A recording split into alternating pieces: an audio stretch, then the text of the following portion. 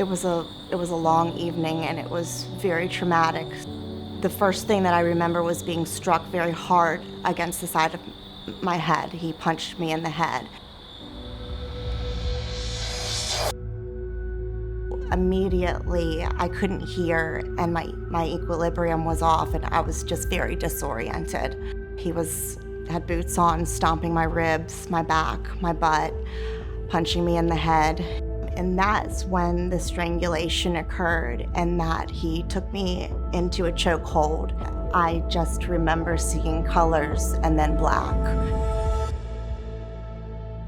The first hospital that I went to, I explained to them the domestic incident that had occurred. The doctor who saw me, the line of questioning was indicative that he thought that it was sort of my fault. He asked me what I had done for my husband to have attacked me in that way. And it really just put me in a position where I was immediately defensive. I didn't feel as though I could trust the doctor.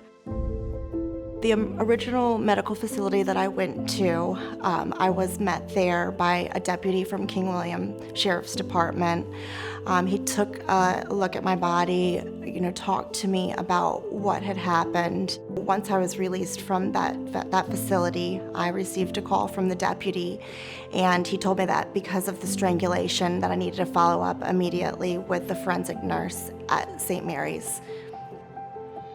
We take care of patients who've been victims of sexual assault, domestic violence, elder abuse, child abuse, human trafficking. We are one of the busiest forensic programs in the country and see about 2,500 calls for service a year.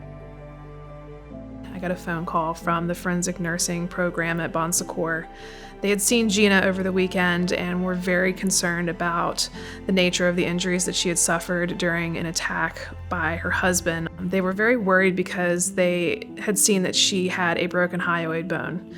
And as soon as they said those words to me, I immediately went into, oh my gosh, we need to make sure we pay attention to this case. Once I arrived at St. Mary's, I arrived at the emergency room. I was greeted by the forensic nurses, and they took me immediately back. They did the intake themselves. They are trained to speak to victims and look for certain types of injuries that other medical staff may have overlooked. And so it's really important for them to know how to talk to people who have just gone through an incredibly traumatic experience and who are probably likely very upset. I initially spoke to Gina, and she was not on board with prosecution.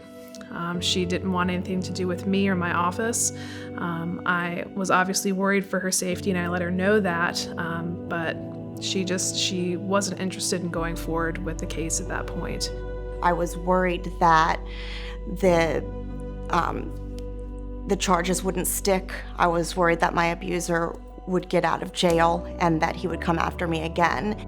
At some point, I got the forensic nursing report from Bon Secours, and I looked through it. Looking through the pictures, I'll never forget that experience. Seeing the bruising, seeing what she obviously had been through, and knowing that she still didn't want to work with us. But at the same time, seeing what she'd been through, seeing what she had suffered through, made me want to seek justice for her. When I saw the evidence that the forensic nurses had provided and just how thorough it was, and I realized that with that amount of evidence, there was really very little way that he was going to be able to escape some kind of persecution. So I was able to just feel like I could move forward and go to that trial and come out on top of it. Thanks to our forensic nursing report and thanks to Gina's cooperation, we were able to secure a plea agreement from her abuser.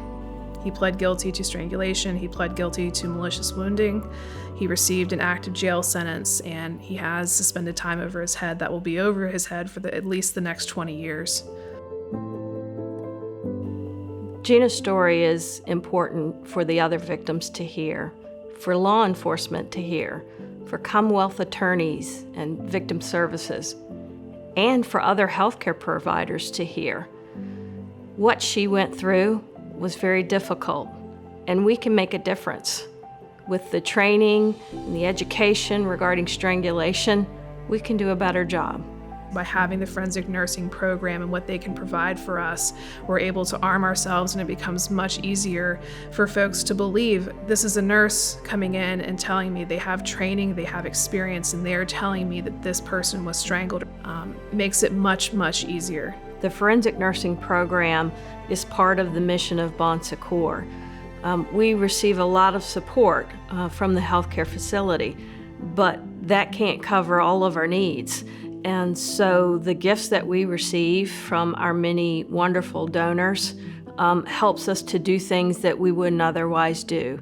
There's no doubt in my mind that without Bon Secours forensic nursing, the injury that I had would have gone unnoticed, and so therefore we would not have been able to get the strangulation and malicious wounding charges.